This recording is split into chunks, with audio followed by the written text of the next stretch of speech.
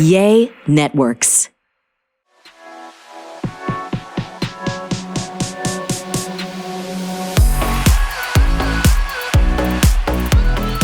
Hi, Wild Ones. Welcome back to the Wild Rose podcast. I'm Whitney Rose. And I'm Connie Daniels. Okay, today I am so excited to introduce to everybody our guest. She is somebody that I met, over 10 years ago, and she changed my life. And her name is Jeanette Collins. I've been wanting to have her on for a long time. And so Jeanette, welcome. Thank you. I have to say, Connie, I've known about you for many years. Mm-hmm. Oh, wow. She speaks so highly of you. So Thank you so much for taking the time to come chat with us today. Oh, it's an honor. I've been excited all day. Oh, good. It'll be fun. Yes, so Jeanette was the first medium that I ever saw. And when my little brother passed away, it was interesting. I think until you have somebody close to you pass away, you don't typically seek out, I don't know. I guess I just didn't typically seek out a medium. I had grandparents pass away and things like that, but it was different with my brother. And, I just, his girlfriend actually that he had at the time when he passed had gone to see you with her friends.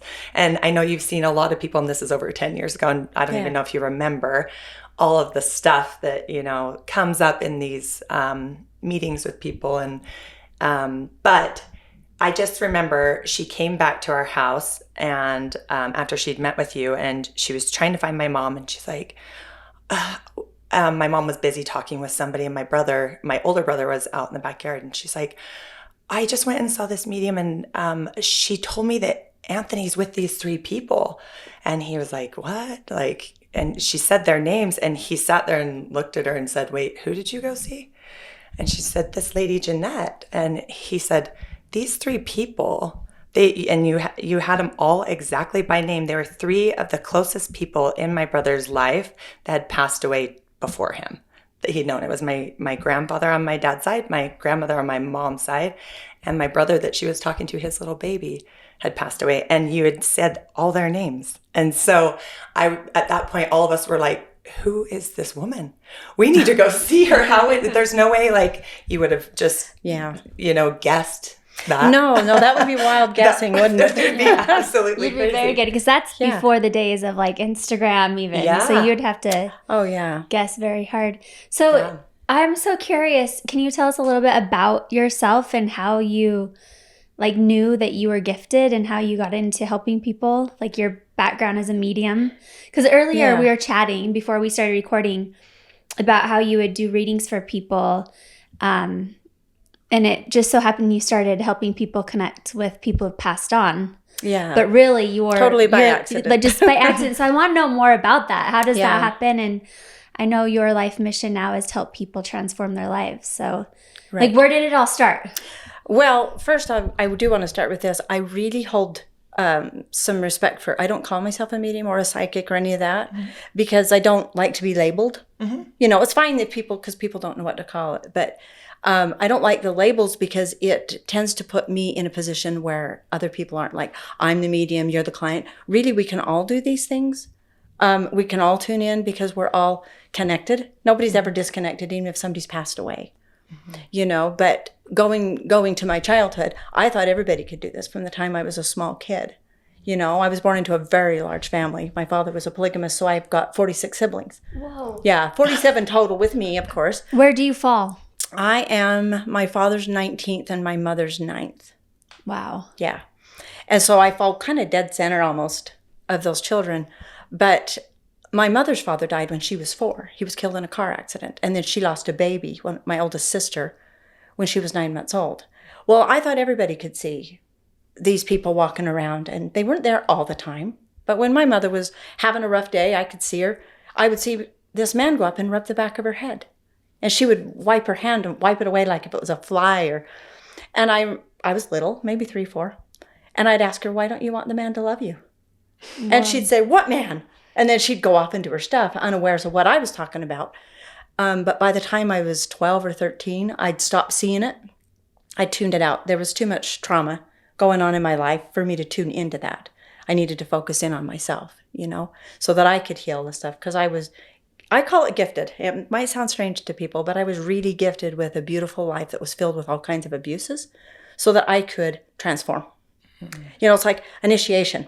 Let's pop her in there and let's see what she can do if we give her a life where everything doesn't just fall like pretty roses for her, right? And so there was a lot of abuse, like early on, sex abuse. By the time I was 3, it was somewhat familiar to me. Wow. And then there was a lot of violent physical abuse in the home of different degrees. And then at 17, I ran away. I left home to get married because I didn't want to be placed. I didn't want to be put into a marriage, you know, because a lot of them do that, you know. Fill you in where you're best going to be suited, and then that's where you go. And I didn't want that decision for myself. And Were you here in Utah? Yes. Yeah, I lived right down in South Salt Lake. Crazy. Grew up in a little teeny tiny house that only had 7 bedrooms in it. But 47.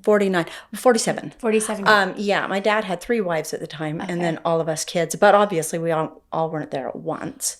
There was 29 kids at the most living in the home at one time. We'll have to talk after because I know a polygamous family. I don't want to say names because they're not consenting to be on here. But I have a friend that grew up in a family in Salt Lake. So when I talk to you, you might know the family. Yeah. Well, everybody comes in with their own little lives that are set out for you so that you can bring into this world what you're intended to bring. Mm-hmm. And I feel like my background as being brought in to that particular thing has been one of the greatest gifts because I can sit with a myriad of different people and I can relate on so many ways with them. They can sit in front of me to do personal transformation and talk about, I don't understand what it's like to be a victim of abuse. And I can look and say, yes, I do. And you can transform it. Mm-hmm. And we can relate. I don't have to tell my story, but experience speaks. Yeah. When people have had experience, they don't have to convince another person that they're experienced, right? That experience just comes right through. But if you're just winging it from a book, people know because they'll start asking questions that you have zero way to relate to. And the conversation will usually come to a stop. Mm-hmm. You know, so for me, it was just leaving home at 17 and working on figuring out how to work through the abuse. Because I didn't know. I had no idea. I was raised very religious. So I was scared to death of God in the sky, you know, with the white beard and sitting in that chair. And he was an Al Capone God. He had minions down here that were watching us. And man, he was going to get us if we didn't do the right thing and get rid of us if, you know, keep us if we did the best. Mm-hmm. I can relate to that feeling. Yeah. So you got that Al Capone God and most... You know, that's just the way I was raised. Mm-hmm. And so I feared that when I left home, that God was already angry at me. Mm-hmm. And so I thought the feelings that I was living with of trauma, and I'd be traumatized by the smallest things, but I didn't know it was trauma. Like the sound of a stick flying through the air, like somebody whipping a willow stick, would send my body into panic because that was the same sound of being beat. Mm-hmm. You know, but I didn't know that's what I was doing. So I assumed I was kind of nuts. Like something's wrong with this girl. She can't seem to live her life once she was free out of the house. And so it took me a few years of asking a lot of questions. What's going on? How do I heal from this? Do you just live with it forever? So one of the first things I did is I thought, I'll tell people. Because if I tell, because you weren't supposed to tell at home, right? It was a secret. Yeah. Mm-hmm. If I tell, that will relieve my body of this pain. And the more I told it didn't. It was like cotton candy. Tell people it's like cotton candy. It's cotton candy pleasure. It gets out and then immediately you're back in your pain. Mm. And it never solved anything. And so that journey really started for me about 23 or 24. Because I left at 17. So I was too young really and I didn't know where to go. And somebody gave me Wayne Dyer's book. One of Wayne Dyer's books years ago. And I read it cover to cover and didn't understand a word. Did not understand a word he was talking about, but it caught my heart's attention. And I wanted to know what in the world was going on. He was talking about people healing and he'd had traumas. So I wanted to know how to heal. So I started that journey of healing. And when I got through that, I began having the awakening started to come back to me. I call it that. I don't know what else to call it. Mm-hmm. And I began seeing and hearing the beings again that have crossed over, that are here, because they're just on another frequency. That's the only difference. We're on this frequency, they're on this frequency, and we have the ability to expand into many different frequencies and hear things and know things because we're not limited, but we think we are. So do you so like once you healed those wounds, you're then able to tap back into your gifts of connection. Yeah. Do you mostly see and hear, or can you like smell? I know some people have all different kinds of gifts. Yeah. So do you still see people? Mostly I don't see them with my natural eyes, no. In fact, I very rarely see with my natural eyes. Is it more of a feeling? Yeah, it's kind of like if you closed your eyes and thought about your husband in the next room, you could almost see exactly what he's doing and everything. So when I connect with people and they're talking to me about their loved ones, I will just tune into what they're telling me, how they feel about their loved one, and their loved one will come into my heart space, and I'll feel their loved one there. Mm-hmm. Almost, and that's why I tell people I'm not real good at names. So it surprises me when names come out really good. Mm-hmm. So I'm not looking to be good at names. Sure. My whole goal for doing this with people is to help them understand that their loved ones aren't gone. Mm-hmm. They're not lost. They're not gone. They're here, and it doesn't matter the way they passed. Yeah. It does not matter. And too many times people are told that because they passed in this fashion, this is the consequence or whatever it is. It's not true. And I've experienced it for now 15 years, consistently and with a lot of different clients, because I get the experience with a lot of them. I could imagine you've felt and seen a lot of different emotions and things. Can I ask you a question? Yes. Anything. So you have all of these, I would say you have a great sense and knowledge that, people aren't gone. They're still here. They're just in a different, what did you call it? Dimension or different frequency. Mm-hmm. I lay awake at night thinking a lot about when we pass. Where do we go? What is it going to feel like? What is it going to look like? Where do I end up? Yeah. Do you have any... I'd love your insights on that if you have any. I know no one really has the answer. No one knows. Yeah. But I'm just curious if when you're connecting with these people and you're visualizing them, does it look like they're here, like on Earth, or is it different? It's different because none of it, and I just want to clarify for you as well as for the audience listening, it's never a visualization that I'm doing. It's more of a knowing. Okay. The knowing comes in of what I'm seeing. And because I believe this personally. Mm-hmm. I believe that my brain will fill in voids where I need to give me an image I can understand. Does that make sense? So much sense. Yeah. And so because I don't know what's over there, I can make assumptions all day long like everybody. And we could say, oh, you're going to go here and you're going to do this and you're going to do that. I don't know any of that. All I know is as I've talked and connected with other people, they've told me things that make a lot of sense. Like, I'm still doing all kinds of great things, they'll tell me. I'm off exploring. I'm off doing this. I'm still learning how to become a better being. Because we don't lose our personalities or the beliefs and stuff we have just because we cross over. And people think that they take them and they deify them and they put them from a human being to all of a sudden this God status where they know it all and be all, and they're not. They're still evolving. They went from this room to that room. Does that make sense? Yeah. Personality's the same. Now, how quickly they change, I don't know. Because sometimes those frequencies can change quickly. They don't have a body to hold them back with emotion, right? Which is what we came here to experience. Yeah, let's get that emotion going, and then we live by that emotion, and then we start reflecting out to the world who we believe we are by the emotions we carry. Mm-hmm. And our bodies hold that emotion in our bodies. We talked about that. And then on our other podcast. But, and I've learned personally through my own healing journey that those emotions are stored as energy in the body and turn into disease. So when I was discovering that I had a lot of traumas from my childhood, it was manifesting physically. Mm-hmm. Gut issues, hair falling out, like so many problems that were unexplained, right? No diagnosis for. So emotions, that's... usually you're not held back by your body anymore, because that makes a lot of sense. Yeah. Because if we store things in our bodies, but we don't have to have that. So do you believe that emotion is just energy stored in the body? Oh, it's energy in motion. That's what emotion means. Energy in motion. So it's a moving energy. So for instance, if you had a trauma that created a lot of fear around, like my mother's afraid of the rain. She doesn't like the rain, but her father was killed in a rainstorm. Mm. Now, she doesn't consciously think that connects, but subconsciously she was 4. I listen to her language and she'll say, I don't like this. Bad things happen when it rains. So I know, and she's 86, so I know that she's stored an emotion of fear and that emotion's constantly moving. There's certain things she can't let go of. And that will get stored in the colon and the small intestines and, wherever it is when you struggle to let go. But it doesn't make a person wrong because they can't let go. And that's a big thing that I love to work with people when they're trying to transform their lives. They're like, I have all this stuff going on. What I do wrong? You didn't do anything wrong. You're on a process journey of learning how to overcome being who you've been conditioned to be. Does that make sense? Because you came in perfectly okay as this little baby that's just like, okay, what's this life going to offer? In this perfect little body going, I want to experience life. So then we have parents who lovingly, whether they mean to or not, my parents were as loving as they knew how to be, right? And their way of punishing and disciplining were a lot harsher than anything that I would choose into. But because I chose to go into that from a soul spirit level, if you look at it from higher, I chose to walk through that so I could learn what I needed to learn. And one of the biggest things was to have compassion and love for others without judgment.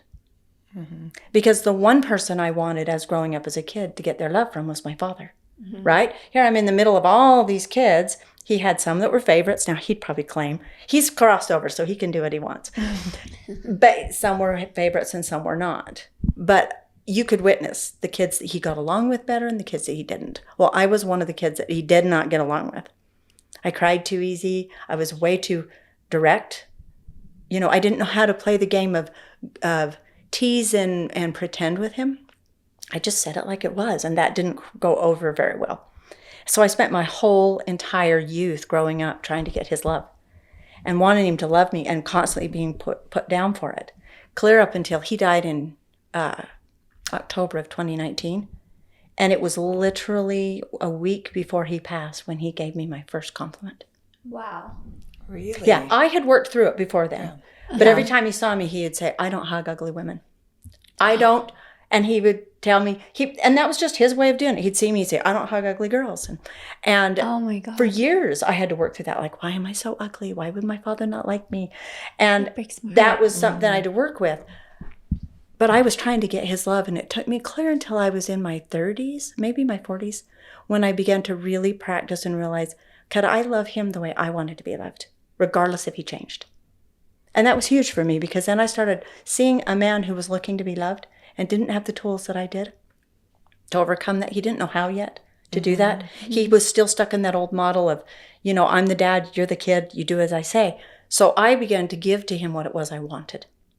And that was affection, love, compassion. Love me even if he said mean things, but it didn't mean I didn't set boundaries. So you still saw him? Oh, yeah. I did for a little while. And sometimes I'd go over and he would get belligerent and blunt to my face. And so there was times I'd say, I'm not going to come visit for a while because you don't know how to talk nice. So I'll come back later. And those were my boundaries, but it wasn't a punishment. It was because I didn't know how to handle when he was doing that.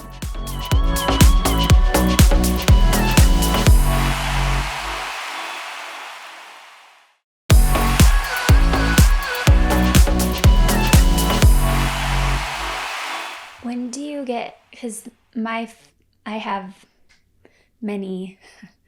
a very toxic relationship with my father too, and it's very abusive.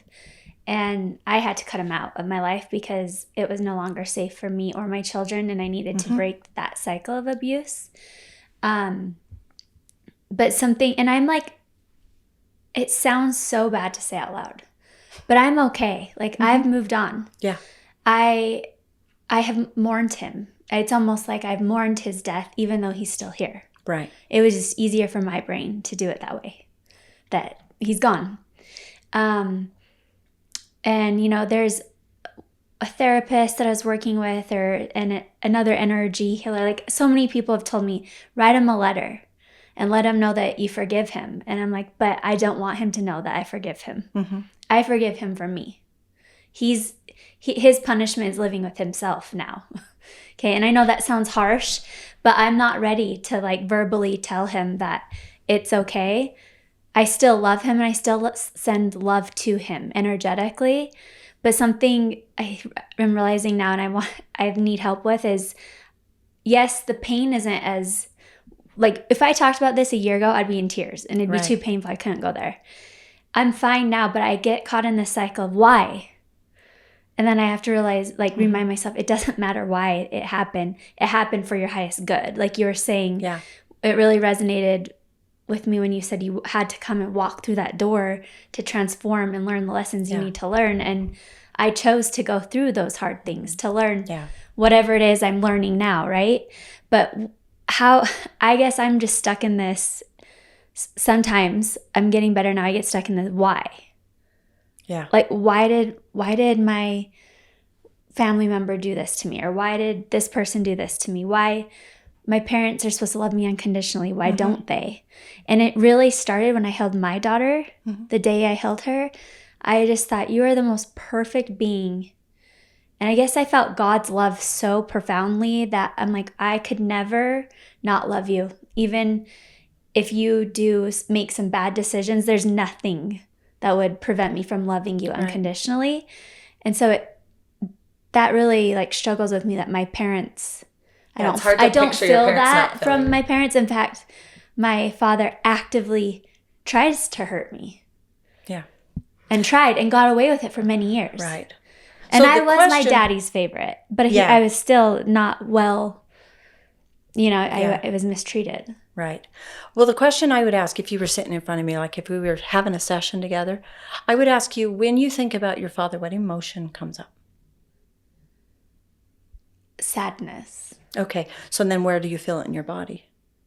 My stomach and chest. Okay. Mostly so my chest. if I were in your shoes, the feeling, the thing that I would be doing is I would be allowing the sadness to be present. To allow the sadness to be in your stomach, to allow the sadness to be in your chest. Because I can guarantee you, because we don't need the story. And the why is the story. You're trying to attach an infinite reason that will constantly multiply of why and why not to something, and that keeps it from healing. Does that make sense? Mm-hmm. So if you sit with the feeling and you give yourself permission to be sad with no reason why, then you're letting the little girl in you that was sad as a child, that had no way to declare what she was feeling.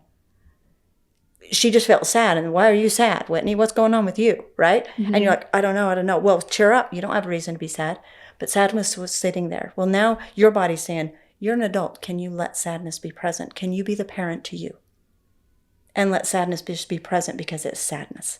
And that energy wants to unfold and alchemize and become a greater energy for you because it feeds your energy field. Does that make sense? Yeah. And if it's trapped and it's stuck here and you're like, I don't want to be sad, I'm not going to think about my father, then sadness has to hide. Does that make sense? Yeah. And it's like a little child that just wants to express itself. And you're like, oh, well, you can't be sad because mommy needs you to be happy. No, you just say, you be sad as long as you need. And the thing is without the story, you won't be sad very long, right? Because energy just wants to move. It's energy in motion. But if you give it a reason, I'm sad because, now the sadness doesn't have a right to leave. It has to stay sadness in your body because you declared it to be so, and you gave it a reason to stay. Wow. So now every time you see your father, or you talk to your father, or you hear his name, or somebody says, Father, this, and you bring up that emotion, you force that feeling of sadness to stay stuck energy instead of being the master and alchemizing it and letting it go free. Because it takes great mastery to look at an emotion that you feel validated to feel, like anger or hate or whatever it is towards something that happened to you that keeps you a victim. And you go, they did this, I can't change what they did. No, you can't, but you can change the energy around it. And when you alchemize that energy and let the sadness just be what it is, or the hurt or the anger, it becomes greater levels of compassion. It becomes greater abilities to forgive yourself, not your father, but yourself for holding on to it for so long, for judging him so long, for thinking he should be somebody who he's not, for thinking he should be evolved because you can see the picture greater. So why can't he see the picture? Does that make sense? Yeah. And the forgiveness comes home. And you say, I forgive me, and I can let me off the hook for thinking my father should be anything other than what he is. Whatever the trauma is, it's so hard to just accept what is. Because like you said, like your brain wants to make sense of it, the why and stuff. Yeah. And so this is so interesting to hear. Well, with the why and the story, they're just stories. And the thing is, those stories can change because they're all based on perception, right? Yeah, that's true. Like, my father didn't love me. I could use my story. My father didn't love me and thought I was an ugly person. And he said it, for goodness sakes, I heard it with my own ears. But that's not the truth. The truth boiled down to the greatest level of my understanding currently would be this. My father did not know how to love himself, And he was conditioned through his upbringing that using sarcastic comments would get you out of that hot spotlight. He didn't know how to just say what he really felt, because saying what he felt would make him vulnerable. He couldn't be vulnerable. He was already raised in a culture where covering up that male heart was the greatest thing he could do. Cover it up. Don't get vulnerable. Then you'll be taken advantage of. So now he had to look at me, because here I am, this vulnerable kid. Oh, Father, I love you. I think you're awesome. And he's like, well, I don't hug ugly kids. And I'm startled. And I'm like, he doesn't, And there was a sister that was the same age as me. We were like 2 months and 8 days apart. And when I turned 16 and I wanted out and I wanted to get married and do my own thing, he didn't like that idea, because I wasn't playing the game. I didn't know how to do go to him and say, what would you like me to do? I went to him and said, hey, this is what my plan is. I'd like you to consent. And he's like, no. And so every single day, because this young man had asked my father, can I marry her? And I had already seen him when I was 11 and knew that was going to be my companion. For however long that was going to be, he would be my companion for a time. And so when he asked, I told my father, that's it. That's where I'm supposed to be. And he was like, no, I wasn't doing it the way he was trained that it was supposed to happen, right? So every day for a year and a half, I'd go to his room when he'd come home from work. Can I get married? He'd say no. I'd say, see you tomorrow. And that determination and that honesty was hard for him. He didn't know how to handle what was going on, because I was just being honest. And for him, he didn't think he was being dishonest. He was just running the conditioned program he was trained to run. Does that make sense? Yeah. So then all of a sudden compassion came in. And like a week before he passed away, I would clean his business office for him. They ran a water softener company. And I would go clean and vacuum the floors. And my mother would bring him over and put him in the recliner, and he'd watch movies and stuff while she was working. And then she'd take him home so they could have an out every day. And I was in there cleaning one day, and every day I'd clean. Who are you? And I'd tell him, I'm Net. Oh, yeah, that's right, the ugly one. And I'd just smile and keep doing my stuff. Well, the last week before he passed, I was in there vacuuming, and he's like, who are you? And I put my hands on his face, and I said, I'm your Net. And he started crying, and he goes, my goodness, you're beautiful. And I went, I need a new file in my brain for compliments from my father. I didn't have one. Had to have a new storage for that. But I knew that he was so close to that space, he couldn't withhold his heart anymore. I didn't need to be beautiful for him anymore, like I did in my youth. I wanted to be pretty so he'd love me. I learned to love me, whether he loved me or not, and I saw his beauty. Does that make sense? Yeah. Through all his trauma. And he never did change. He still poked fun, and there's a lot of the siblings that still work through their stuff with him. He didn't have to change, though. That was my experience. He didn't have to change for me to be able to evolve and learn to love. I thought, what a great experience for me to love somebody who's not giving me what I want, and I can give them what I desire. And that's unconditional love. That's compassion. That's an understanding of him. And it didn't mean I had to put myself in front of him and let him berate me either. Does that make sense? So it was finding those boundaries, and I drew lines as I learned how. But you can't learn how if you don't love and trust yourself. That's completely impossible. And that's what it boils down to. Yeah, exactly. And taking it back to even working with clients when I talk to their loved ones who've passed over, you can't do that if you don't trust yourself. Because you're going to get a lot of things, and it doesn't come through their voice that sounds like, oh, that sounds like your Grandma Noelle or whoever it is. It doesn't sound like that. It filters right through me. And it sounds a lot like my voice coming through this information. So if I don't trust that I can tell the little subtle differences between what I'm thinking versus what somebody's telling me, I'm going to give some false information. And I probably have as I've learned this whole thing, because it's a practice to learn how to tell people what you're hearing and then be okay if they think it's all bullshit. Yeah.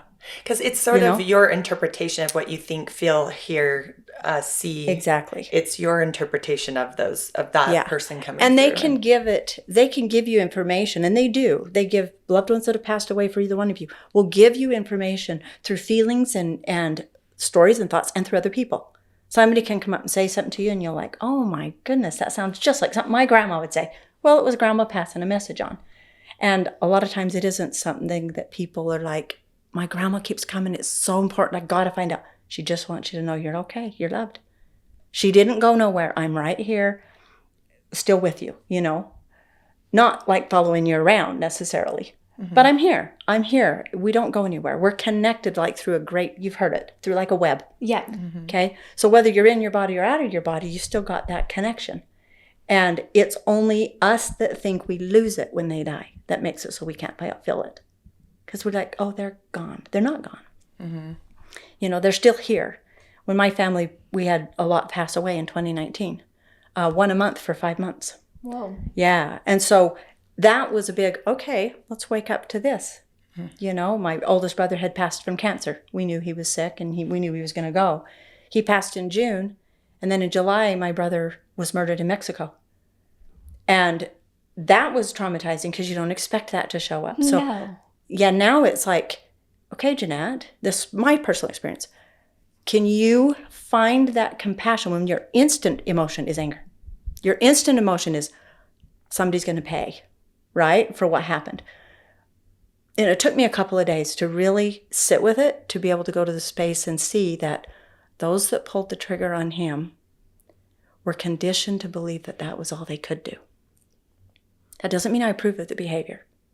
Just that I could understand, here's why they could do what they do. They've been conditioned, these particular people, over and over and over, that, hey, I survive, you die. That's how this tribute works, right? I do it. Your life dies because I need mine to stay. And it gave me compassion and understanding, and also knowing that my brother, he was right there within hours of his passing, talking to me, and I was like, whoa, hold on, what is going on here? Had you known that he passed? Yeah, I'd been given a call by my brother, and he told me that he died in an accident. And we didn't know until we got an email later that he was actually forced off the side of the road, tortured for 4 or 5 hours, and then they shot him. Oh, wow. And was then he living there or on vacation? No, he was living there, and he was taking his wife and his son down on vacation, and he was in not a good area. Okay. And yeah, and But somebody knew he had money on him. And yeah, so anyway, so long story. But you, he came to you just a couple hours after. Came a couple hours after, yeah, like that evening. He had died around 2:00 in the morning, is what they were assuming. And by the next day, a few hours into the next day, he was standing there right by me, and I was just like, whoa, am I making this up? But his energy was so big. And he always called me sis. Hey, sis. Mm-hmm. And that's the first thing he was like, hey, sis, I need you. And I was like, whoa, what do you need? I need you to help me. And I was like, well, what can I help you with? He said, I can't get close to my family because of the trauma they're feeling right now and because of where I'm at. Because he died so violently, this was his experience to me, because it was prolonged for so long too.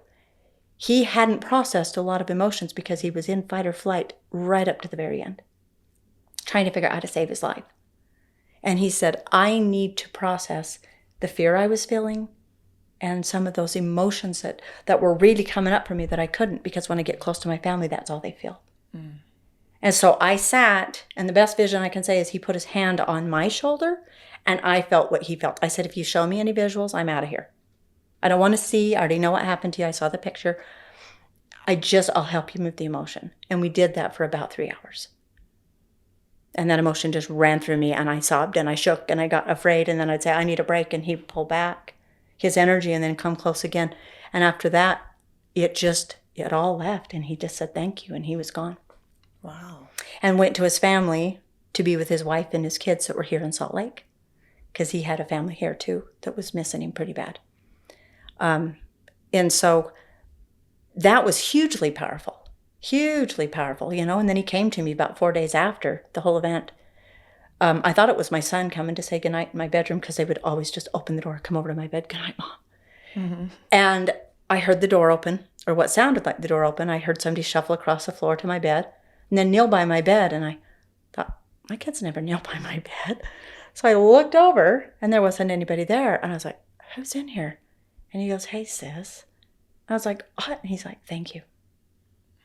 And he just touched my arm, and I was like, are you leaving? And he goes, I've got things to do.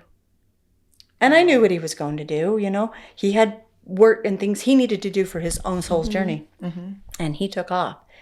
And I just laid there in my bed, and I just was blown away with what I had just experienced. And I'm like, I can't tell his family this. They're not ready for this. But what it gave me is it gave me the capacity to hug him and hold him at the funeral and not exchange griefs. My grief was not there. I loved him, but I knew he's here. You know, sure, I was going to miss his physical presence, but I talked to him enough. It was kind of like he was just there, just in the other room. I just feel him on the phone or see him in a dream. And so I could hug them and their grief could be intense and I could just hold it. When you know, that is so beautiful, honestly. Like that is, and I love this idea or the concept, facts, whatever. I'm sorry, I'm like processing a lot of information myself right now, that we all have it. Like our loved ones are with us at all times. And I think we've talked about the loss of our friend a lot on this podcast, Sherry, and she's really taught me that she's always here. I just need to be present and willing to receive it.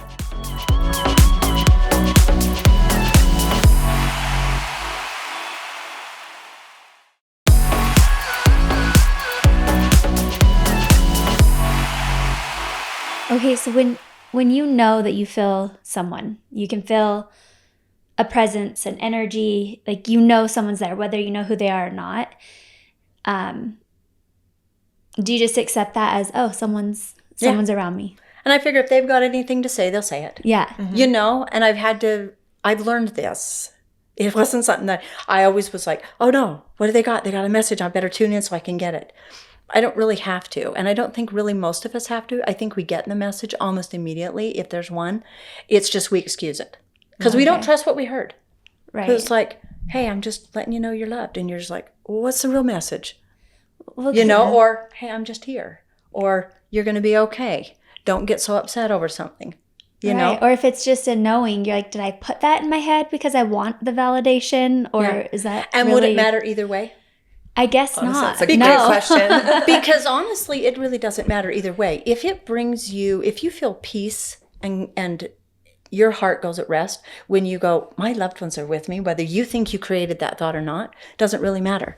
What matters is, are you in a peaceful state or are you in a chaotic state? Okay. Are you angry and hurt and grieving? Because when people get lost in their grief, and no judgment on this, but when you get lost in the grief and the grief keeps taking you down, now you're trapped. You've trapped yourself in this little patch of grief, and you end up not treating people the way that would be your highest good. Because either you think people don't understand you anymore, or you have less understand. Well, they don't get it, and you start self-isolating, and you become victimized by your own grief. You know. And do you find that sometimes people that get stuck in their own grief, that sometimes that actually becomes their identifier at some point? Oh, like definitely. where they're like, that is who I am now? I definitely see that. But I think the bigger picture is when people trap themselves in grief. The thing that I've come across so much with people and learned it myself was we usually get stuck in grief when we're blaming ourselves for something about the person's passing. That makes sense. Because we can't accept their passing because we're making us the issue now. Right. And it becomes a selfish thing, like, I can't let go because I should have been there when they died. I was supposed to be there and I wasn't. Now it's not about the loved one that passed away. You've made it a selfish endeavor so you can be victimized by the passing of somebody. Everybody has people die. Mm-hmm. You know, I mean, we're on a planet where you don't get out of here without exiting your body, right? So everybody's going to experience it. But yet when we glom onto it and make it our victimized state that we grieve harder than anyone else, it's because we're blaming, judging, and criticizing ourselves for something that we think we should have done different. And we're using their passing as the way to stay a victim. That makes sense. You know? And I'm sure not saying everybody does that. Because, right. But I've noticed a consistent pattern that when people get in those places, it's because they can't forgive themselves for something. Yeah. What about with dreams? Because I find I dream about people a lot. Mm-hmm. People who've passed or people who are here. Mm-hmm. Yeah. But I have vivid dreams about people. Yeah. And do you believe that when someone's passed and they come into your dream that they were there? Oh, absolutely. Them? Absolutely. Yeah. And a lot, I think, also depends on the experience in the dream. Because sometimes you can just see them in passing, and it might be your brain remembering them and putting them into the scenario, which is great. It's a way for you to see them again in another realm. But I think when you have an interaction, that when you wake up, you cannot let that go. They were physically there. Yeah. And making a connection. That's my own personal experience, too, with the loved ones that have passed and the experiences that we've had. Because they were so varying, you know? Within 2 days, within a couple days, maybe it was all the same night. I don't know the timestamp, but a few of us girlfriends, and Jessica, a few of our girlfriends all reached out. Like, we had an interaction with Sherry. We had a conversation. In our dream. It was all about her kids. Yeah.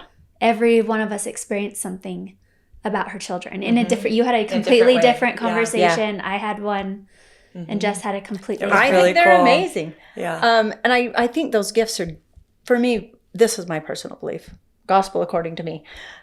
I think that people are given those things so that we know for ourselves.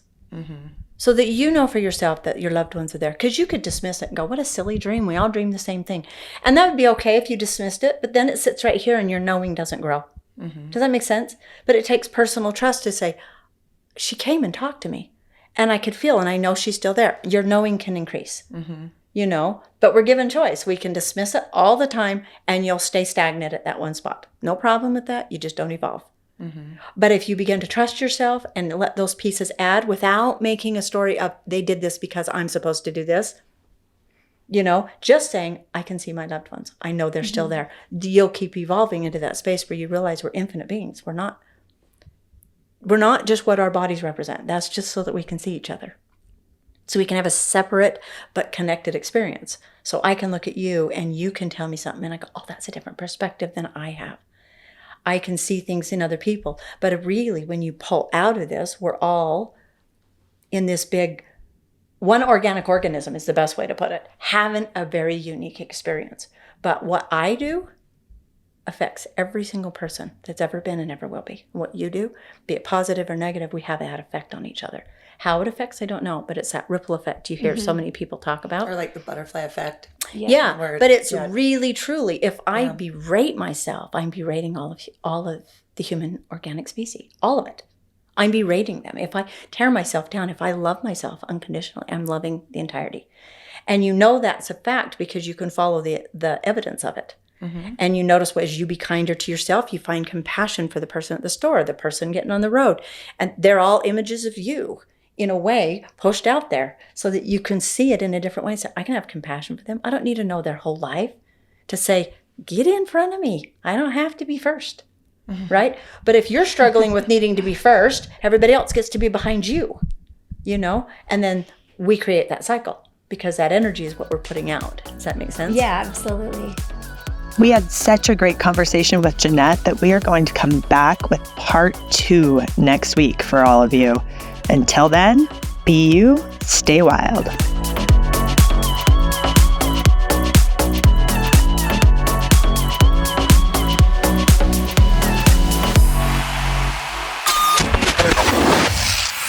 Yay Networks.